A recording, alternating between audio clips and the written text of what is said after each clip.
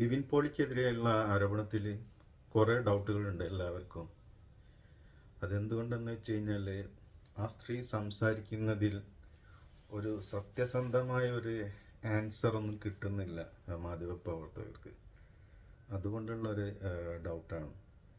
മയക്കുമരുന്നിൻ്റെ അബോധാവസ്ഥയിലിരിക്കുന്ന ഒരു സ്ത്രീക്ക്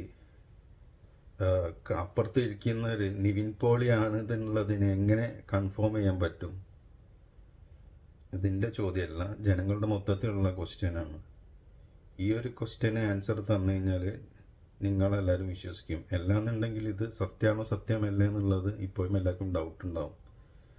ഇതിന് ഞാൻ ഒരിക്കലും നിവിൻ പോളി സത്യസന്ധനാണ് എന്നോ ചെയ്തിട്ടില്ല എന്നുള്ളൊരു മീനിങ് ഇല്ല. ബാക്കിയുള്ളവർക്ക് അറിയാൻ വേണ്ടിയിട്ടാണ് ഈ ഒരു ക്വസ്റ്റ്യൻ ചോദിക്കുന്നത്.